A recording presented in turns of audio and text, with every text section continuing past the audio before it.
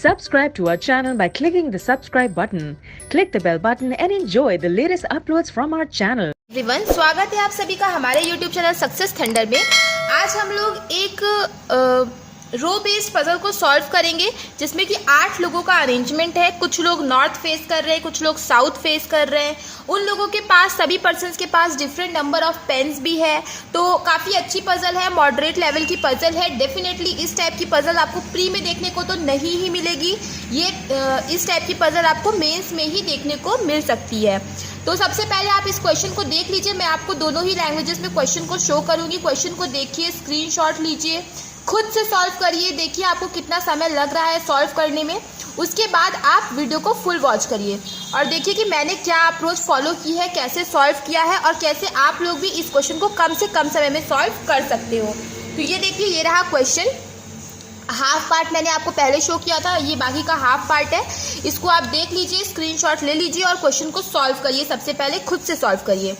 I hope कि अब तक आप लोगों ने हिंदी के पार्ट का स्क्रीनशॉट ले लिया होगा। अब ये रहा क्वेश्चन इंग्लिश में, इसको भी देखिए, स्क्रीनशॉट लीजिए। ये तो खैर एक ही स्क्रीन पे आ गया है, इसको भी देख करके स्क्रीनशॉट ले लीजिए और सॉल्व करने की एक बार खुद से कोशिश करिए। उसके बाद वीडियो को फुल वॉच करिए, देखिए कि मैंने क्या अप्रोच फॉलो की है और इस क्वेश्चन को सॉल्व करने का जो सटीक समय होगा, क्या समय के अंदर इसको सॉल्व करना चाहिए, ये मैं आपको वीडियो के अंत में बताऊंगी। आई होप अब तक आप लोगों ने स्क्रीनशॉट ले लिया होगा। चलिए अब क्वेश्चन को सॉल्व करना शुरू करते हैं। सबसे पहले मैंने आप लोगों को कई बार वीडियो में बताया भी है कि कभी भी आप मेंस लेवल के क्वेश्चन को सॉल्व कर रहे हो तो सबसे पहले आपको कंडीशंस को नोट करना है। तो अब हम लोग सिर्फ कंडीशंस को नोट करेंगे। देखिए क्वेश्चन में क्या लिखा हुआ है। There are 8 shopkeepers, that is P, Q, R, S, T, U, V and W sitting in a row. सभी लोग जो है कि एक रो में बैठे हैं। Such that some of them are facing south and some of them are facing north. कुछ लोग साउथ फेस कर रहे हैं, कुछ लोग नॉर्थ फेस कर रहे हैं। But not necessarily in the same order, मतलब ज़रूरी नहीं कि इसी क्रम में हो। They all have different number of pens with them. सभी के पास अलग अलग नंबर ऑफ पेन भी है। The immediate neighbor of W faces opposite direction.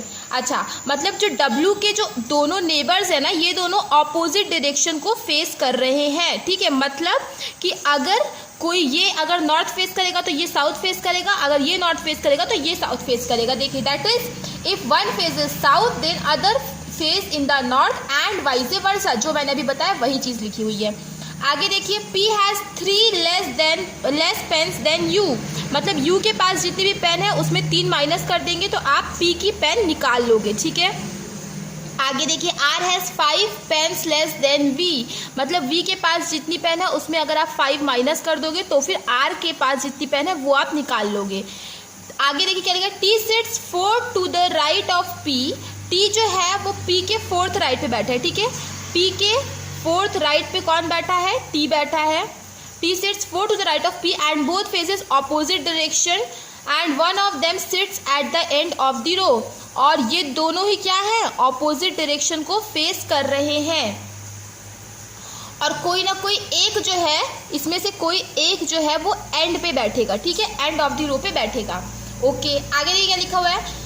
W has odd number of pen which is a perfect square less than 85 and more than 27. ठीक है, देखिए W के पास ऑड नंबर पेन है। ठीक है, और वो भी जो पेन है वो एक परफेक्ट स्क्वायर है और वो परफेक्ट स्क्वायर 27 से ज़्यादा है और 85 से कम है। तो अब आपको देखना है कि क्या क्या हो सकता है। 27 से ज़्यादा, 85 से कम कौन कौन से परफेक्ट स्क्वायर आते हैं। देखिए 36 आता है। ठीक है, लेकिन 36 क्या है? इवन है तो वो नहीं हो सकता है। 49 आता है और ये ऑड भी है तो ये हो सकता है। 64 आता है, वो नहीं हो सकता क्योंकि वो इवन है। अच्छा, 81 हो सकता है क्योंकि वो ऑड भी है। ठीक है, और 85 से कम भी है। उसके अलावा और कोई नंबर आ नहीं सकता। मतलब W का W के पास या तो 49 पेन्स होंगे या तो फिर 81 पेन्स होंगे। ठीक है, दो ही आपके पास बचते हैं ऑप्शन। आगे देखते हैं। Only 2 shopkeepers sits between W and the one who has 20 less pens than W। अच्छा, W और वो बंदा जिसके पास 20 पेन कम है W से, इन लोग के बीच में केवल 2 ही शॉपकीपर बैठेंगे। W और वो बंदा जिसके पास 20 पेन कम है W से, इन दोनों के बीच में केवल 2 ही शॉपकीपर बैठेंगे। आगे क्या लिखा है, there are only 2 shopkeeper seats between the one who has 11 pens more than P and R।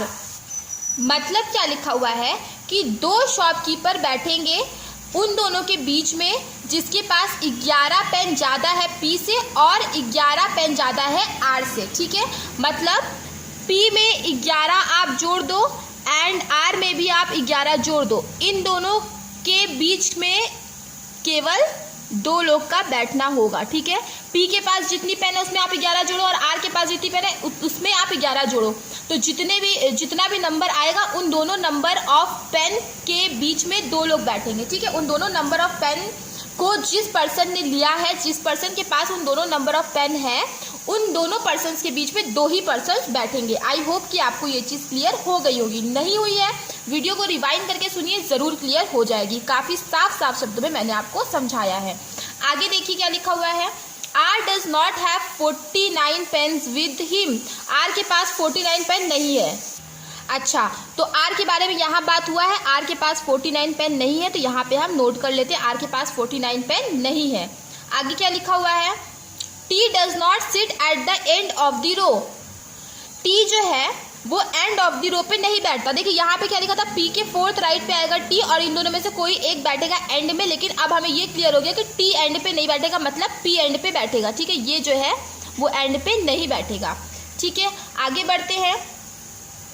W sits immediate right of T। T के इमीडिएट राइट पे कौन बैठेगा, W बैठेगा। आगे बढ़ते हैं। One who has 49 pen sits second to the left of W। W के second left पे वो बंदा बैठेगा जिसके पास कितनी पेन होगी, 49 पेन होगी। अच्छा देखिए, W के सेकेंड लेफ्ट पे वो बंदा बैठेगा जिसके पास 49 पेन होगी।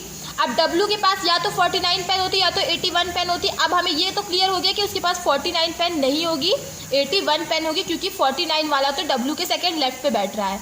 ठीक है, आई होप कि आपको समझ में आ गया होगा। आगे बढ़ते हैं, क्या लिखा हुआ है, आगे लिखा हुआ है, U sits second to the left of T and has 64 pens with him। U जो है T के सेकेंड लेफ्ट में। ठीक है, T के सेकेंड लेफ्ट में U बैठेगा।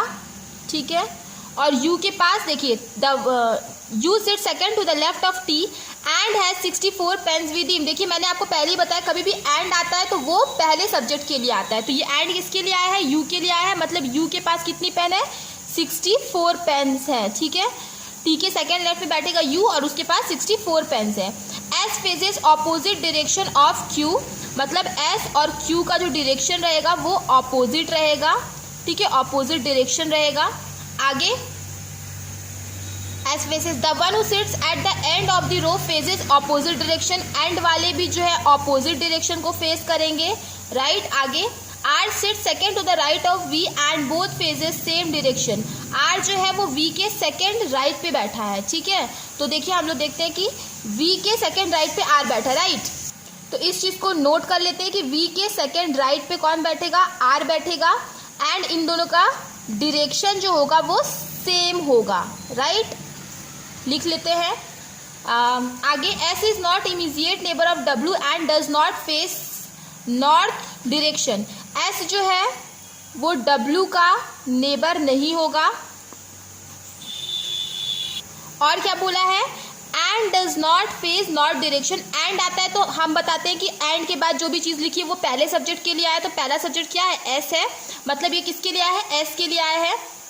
तो S is not immediate neighbour of W। S W का इमीडिएट नेबर नहीं है और वो नॉर्थ डायरेक्शन फेस नहीं करता। नॉर्थ डायरेक्शन फेस नहीं करता तो S कौन सा डायरेक्शन फेस करेगा, साउथ डायरेक्शन फेस करेगा। S अगर साउथ करेगा तो Q क्या करेगा, नॉर्थ करेगा, क्योंकि ये दोनों ऑपोजिट डायरेक्शन को फेस कर रहे थे। आगे देखिए, T has 10 less pens than P। P से 10 पेन कम है T के पास, तो P में से 10 माइनस कर देंगे। P के पास जितनी पेन उसमें से 10 माइनस कर देंगे तो हमें T की पेन मिल जाएगी। V has 41 pens with him. V के पास कितनी पेन्स है, 41 पेन्स है।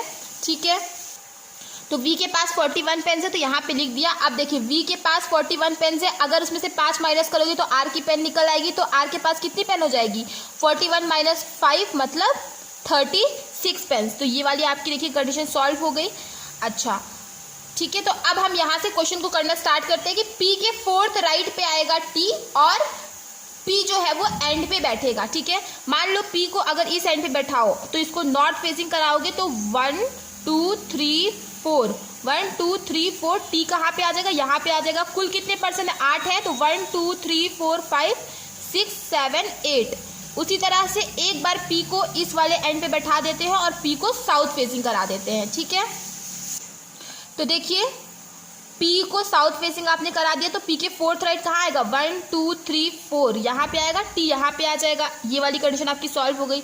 अच्छा, T के सेकंड लेफ्ट पे आएगा U और जो क्या होगा 64 होगा, और T के इमीडिएट राइट पे कौन आएगा, W आएगा, राइट।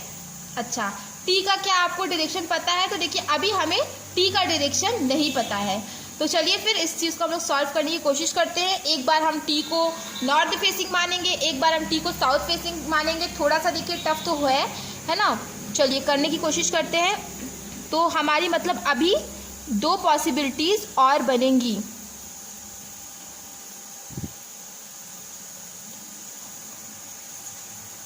ज़्यादा टफ नहीं है, पॉसिबिलिटीज बहुत जल्दी एलिमिनेट भी हो जाएंगी, तो घबराने की जरूरत नहीं है। एक बार T को नॉर्थ फेसिंग, एक बार साउथ फेसिंग, एक बार नॉर्थ फेसिंग और एक बार साउथ फेसिंग मान लीजिए। T के सेकंड लेफ्ट पे आएगा U, अगर ये नॉर्थ फेसिंग है तो U यहाँ पे आएगा, और T के इमीडिएट राइट पे W आएगा।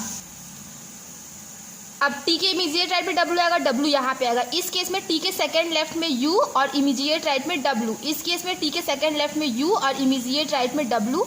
T के सेकंड लेफ्ट में U और इमीडिएट राइट में W। अच्छा, W के इर्द गिर्द वाले क्या करेंगे, अपोजिट डायरेक्शन फेस करेंगे, मतलब ये नॉर्थ तो ये साउथ, उसी तरह ये साउथ तो ये नॉर्थ, इसमें देख लीजिए ये नॉर्थ तो ये साउथ, और इसमें देख लीजिए ये साउथ तो ये नॉर्थ, ठीक है। ये वाली कंडीशन भी आपकी सॉल्व हो गई है। अच्छा, आगे देखते हैं। आगे लिखा हुआ था कि S और W जो है वो नेबर नहीं होंगे, ठीक है। और क्या क्या चीज़ें लिखी हुई है वो भी देख लेते हैं कि V के सेकेंड राइट पे क्या आएगा, R आएगा, राइट। एक ये भी चीज़ लिखी हुई थी, V के सेकंड राइट पे R आएगा। और एक चीज़ लिखी हुई थी कि दोनों जो एंड वाले होंगे अपोजिट डायरेक्शन फेस करेंगे, मतलब अगर ये नॉर्थ है तो यहाँ पे एंड वाले साउथ, इसमें देखिए ये साउथ है तो यहाँ पे एंड वाले नॉर्थ फेस करेंगे। अच्छा, अब हम देखते हैं कि किस तरीके से सॉल्व कर सकते हैं। तो यहाँ पे क्या लिखा हुआ था, V के सेकेंड राइट पे R आएगा और दोनों के जो डायरेक्शन होंगे वो सेम होंगे। ये वाली कंडीशन तो आपकी सॉल्व हो गई। अच्छा, V के सेकंड राइट पे R आएगा। देखिए यहाँ पे इस केस में V के सेकंड राइट पे R आने की केवल यही जगह है, मतलब V और R देखिए यहीं पे आएगा। अभी कौन कहाँ पे आएगा हमें पता नहीं, अभी ये पता है कि दोनों यहीं पे आएगा, ठीक है। और क्या बोला था, S और Q दो ही लोग बचे, और उन दोनों का क्या होगा, डायरेक्शन अपोजिट होगा। लेकिन यहाँ पे देखिए दोनों का ही डायरेक्शन सेम है, तो ये वाली कंडीशन आपकी गलत हो गई। इसमें देखिए V और R आने की केवल यही जगह है, V और R आने की केवल यही जगह है। अब क्या बोला कि S W का नेबर नहीं होगा, मतलब S हो जाएगा यहाँ पर फिर, ठीक है। और वो क्या होगा, साउथ फेसिंग होगा, और फिर Q यहाँ पे हो जाएगा, ठीक है। ये अभी तक फिलहाल सही चल रहा है। यहाँ पे देखते हैं कहाँ पे बैठा सकते हैं। तो देखिए यहाँ पे हम लोग क्या कर सकते हैं, V और R को यहीं पे बैठा सकते हैं, और कोई जगह है नहीं। अच्छा, V के सेकंड राइट पे R और दोनों के क्योंकि डायरेक्शन सेम होंगे तो V को यही बैठना पड़ेगा और R को यही बैठना पड़ेगा, और R भी क्या होगा, नॉर्थ फेसिंग हो जाएगा। अच्छा, S W का नेबर है नहीं तो S यहाँ पे आ जाएगा, और S साउथ फेसिंग, Q के लिए ये जगह बचेगी, लेकिन यहाँ पे नॉर्थ फेसिंग होना चाहिए Q, तो लेकिन तो साउथ फेसिंग है, तो ये वाली कंडीशन भी आपकी गलत हो गई। अब यहाँ पे देखते हैं V और R के लिए, देखिए यही जगह बची हुई है, और V के सेकेंड राइट पे आएगा R, और दोनों के डायरेक्शन क्या होंगे, सेम होंगे। तो अभी हमें पता नहीं है कि कौन कहाँ पे आएगा, तो इसको इस तरीके से भी आप लिख दो। और क्या बोला कि S और S जो होगा वो क्या होगा, W का नेबर नहीं होगा। तो S अगर W का नेबर नहीं होगा तो यहाँ पे आएगा, लेकिन यहाँ पे तो कोई नॉर्थ फेसिंग आ रहा है, मगर S तो साउथ फेसिंग है, तो ये वाली कंडीशन भी आपकी गलत हो गई। बस एक यही कंडीशन सही है। अच्छा, बोला कि V के सेकंड राइट पे R होगा और दोनों का जो डायरेक्शन होगा वो सेम होगा, तो अगर ये साउथ फेसिंग है तो ये भी साउथ फेसिंग होगा। V के सेकंड राइट पे अगर R आ रहा है, ठीक है, तो V को आपको यही लिखना पड़ेगा और R को आपको यही लिखना पड़ेगा, तभी V के सेकंड राइट पे R आ पाएगा, ठीक है। तो ये वाली कंडीशन भी आपकी देखिए सॉल्व हो गई। अब आगे देखते हैं कि क्या क्या हम लोग का कोई लिखा हुआ है, क्या लिखा हुआ है, क्या कर सकते हैं। देखिए टी के इमीडिएट राइट पे आना था डब्ल्यू को, तो वो आ गया है, ये कंडीशन आपकी सॉल्व हो गई है। टी के सेकंड लेफ्ट पे यू 64 को आना था, ये हो गया है। यू का जो वैल्यू है वो 64 है। आर की वैल्यू हमें पता है 36 है। वी की वैल्यू कितनी है 41 है। ये सब चीज़ें हमें पता है। अच्छा, एस और डब्ल्यू नेबर नहीं है, तो ये वाली कंडीशन भी सॉल्व हो गई, ये भी कंडीशन आपकी सॉल्व हो गई है। अब देखिए आर जो है वो उसका 49 नहीं है, तो आर का 49 हुआ भी नहीं, 36 हुआ, ये वाली कंडीशन भी आपकी सॉल्व हो गई है। और क्या चीज़ें हैं, क्या क्या चीज़ें हम लोग कर सकते हैं कि डब्ल्यू का है 81, तो डब्ल्यू का 81 है, तो वो भी हम दे देते हैं, ये वाली कंडीशन भी आपकी सॉल्व हो गई। अब बोला था डब्ल्यू के सेकंड लेफ्ट पे आएगा 49, तो एक सेकंड लेफ्ट ये पड़ेगा, एक सेकंड लेफ्ट ये पड़ेगा, लेकिन यहाँ 49 आएगा नहीं क्योंकि यहाँ 36 है, तो यहीं पे आएगा 49। अब डब्ल्यू का अगर सेकंड लेफ्ट ये पड़ रहा है, मतलब डब्ल्यू क्या है, नॉर्थ फेसिंग है, ठीक है, तो ये वाला भी हो गया कंडीशन सही। अब क्या बोला, डब्ल्यू और वो बंदा जिसके पास डब्ल्यू से 20 अंक कम है, उन दोनों के बीच में दो लोग बैठेंगे। अब देखिए डब्ल्यू का अगर 81 है तो एक 61 होगा, ठीक है, 1 to 61 लेके यहाँ पे ले सकते, यहाँ पे 64 वाला है, तो 1 to 61 कहाँ पे आ जाएगा, यहाँ पे आ जाएगा। अच्छा, पी का अगर 61 है तो पी में से 10 माइनस करेंगे तो टी की वैल्यू निकल आएगा, तो मतलब टी का कितना होगा 51 होगा, ठीक है, ये वाली कंडीशन भी आपकी सॉल्व हो गई। और ये भी बोला था कि u के वैल्यू में से 3 माइनस करो तो p की वैल्यू निकलेगी, तो वो भी उस तरीके से भी ये कंडीशन जो है सॉल्व हो गई। 64 में से 3 माइनस किया तो 61 ही आएगा। अब क्या बोला था, ये वाली भी आपकी कंडीशन जो है कि सॉल्व हो गई। अब आगे देखते हैं, p में 11 जोड़ो और r की वैल्यू में भी 11 जोड़ो। p की वैल्यू कितनी आ गई है 61, इसमें 11 जोड़ेंगे तो कितना आएगा 11, अगर आपने जोड़ दिया तो 72 आएगा। r की वैल्यू में भी आपको 11 जोड़ना है, r की वैल्यू आ गई है 36, इसमें 11 जोड़ोगे तो 47 आएगा। सॉरी, मैंने एक लाइन को गलत इंटरप्रेट किया था, इसको मैंने हिंदी में जब पढ़ा तो फिर ये चीज़ जो है कि सही से समझ में आई है कि जिस व्यक्ति के पास P से 11 पेन अधिक है तथा R के बीच केवल 2 दुकानदार बैठे हैं। इंग्लिश में थोड़ी सी कंफ्यूजिंग दिया हुआ था कि there are only 2 shopkeeper sit between the one who has 11 pens more than P and R। तो ये थोड़ा सा कंफ्यूजिंग लग रहा था, समझने में दिक्कत हो रही थी, लेकिन जब मैंने इसको हिंदी में पढ़ा तो ऐसा कई बार होता है कि अभी किसी आप चीज़ को हिंदी में पढ़ोगे और किसी चीज़ को आप इंग्लिश में पढ़ोगे तो उसमें थोड़ा सा अंतर समझ में आएगा। तो अब इसका मतलब साफ साफ समझ में आ रहा है, जिस व्यक्ति के पास P से 11 पेन अधिक है, मतलब P की पेन की वैल्यू कितनी थी, P के पेन की वैल्यू 61 है, इसमें 11 पेन जोड़ो तो कितना आएगा 72 आएगा। तो 72 और वो बंदा जिसके पास 72 पेन है और R के बीच में केवल 2 व्यक्ति बैठे हैं, इसका कहने का मतलब ये है। तो ये हिंदी में पढ़ा तो ज़्यादा क्लियर हो गया और इंग्लिश में क्लियर नहीं हो पा रहा था। तो P से 11 पेन अधिक प्लस R और R के बीच में केवल 2 ही व्यक्ति बैठे होंगे, मतलब R ये है तो 1 2 यही होगा, 72 की वैल्यू इसी के पास आएगी। और सबकी वैल्यू हमें पता चल चुका है, फेसिंग पता चल चुका है, हर एक चीज़ पता चल चुका है। तो ये वाली कंडीशन भी आपकी सॉल्व हो गई। आई होप कि आपको चीज़ें समझ में आ गई होंगी और इसमें जो एक चीज़ गलत इंटरप्रेट कर रही थी वो भी अभी आपको क्लियर हो गया होगा। तो यही आपका जो है कि फाइनल अरेंजमेंट बनेगा। अगर चीज़ें क्लियर हो गई हैं तो वीडियो को लाइक करिएगा, चैनल पे पहली बार आए चैनल को सब्सक्राइब कर दीजिएगा। मिलते हैं अपने नेक्स्ट वीडियो में। Thank you so much for watching.